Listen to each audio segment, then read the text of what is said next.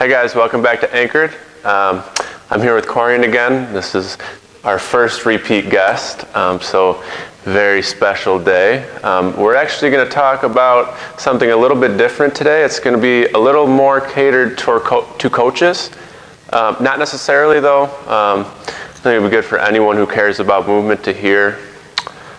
We recently, actually just yesterday, attended the Freestyle Weightlifting seminar that Paoli and Diane hosted. It was the first one they did, and it was pretty interesting. The whole premise behind the seminar, and they didn't specifically say this up front, but like you kind of discovered it as you go, was that there's no one way to do anything. There's a bunch of different applications and ways you can do something and styles, and they're all valid depending on the scenario. So you want to elaborate on that? So kind of what I gathered from it is a lot about, like you said, just kind of figuring out what styles are out there and then what works for each person, and kind of not being set in one way of doing things. Right.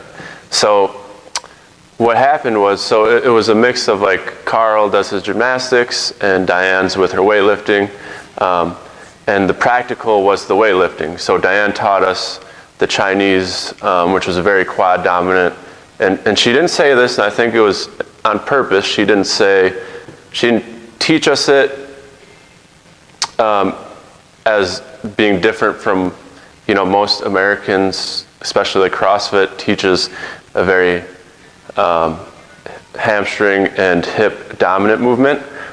She just kind of went into, okay, this is what we're doing, so that we could discover on our own that, holy cow, this very different movement, very different, actually feels good, and it worked. And I think if she would have at the beginning said, we're going to do something that you're all not used to, it probably would have changed how we looked at it. We probably would have had some biases against it. So I think it was really cool how she did that. She just made us realize that this other option is it's way different, but it's valid, and it works too. I think one of the biggest things she said is, like, towards the end, is she talked about how if you watch hook grip or any other like Olympic lifting, you'll be able to pick out their styles are much different. Some people are much more over the bar. Their back angle is generally always the same. It's just where's their weight and what comes through on the movement first. And I think by kind of bringing us to a different style of it yesterday, you'll be able to notice it more if you watch those things and you follow those different Instagrams or YouTubes. Yep. So then on the other end of the spectrum was Carl, and he brought everything down to the most fundamental, just like air squats, picking yourself up out of bed, like how does all this movement relate. I loved how, like, when someone got really technical, he was just like, dude, my mom would be like, what are you talking about? Like, all about simplicity and like breaking it down so anyone can understand it, because at the end of the day, like, yeah, we're coaches and we know a lot, but our members, they don't care about like the transverse and sagittal plane. They care about like, how do I squat? How do I get better? How do I get healthier, right? So being able to relay that and being able to see a scenario for what it is and applying what like that's the whole thing. He just wanted us to realize that we have this wide array of different tools and how we can use them in all these different scenarios. Yeah, absolutely. I liked how you said it was very simple. It related well to me as a coach. Sometimes I think I get a little technical, and it's just about being very simple and getting people to do what you want with just like words that they understand. If you tell someone an active shoulder and an overhead press, they are probably going to stare at you weird unless they've been around for a while or they've come from some sort of background that would talk about that as well. So, question for you. Yep. Last weekend you got your L2. I did. Okay, so congrats on that. Thanks. But I'm curious how the L2, what CrossFit teaches, is kind of different from what Diane and Carl taught. Now, Diane and Carl have been in CrossFit for, almost a decade now, if not more. So they kind of get it, they know. But from your experience having been back-to-back seminars, kind of what the different takeaways are? They definitely trained or discussed movements differently. Again, I think I learned a lot from the L2. Same concept of like bring it down to everybody's level. They also talked about like over cueing and going too in depth about things, but they definitely have a different opinion on how movements should be made. They're a little bit more precise, like these are where we want people to be, this is how we want them to look, more so than I would say that Diane and Carl did. But I don't think that's good or bad, it's just a different way of looking at things.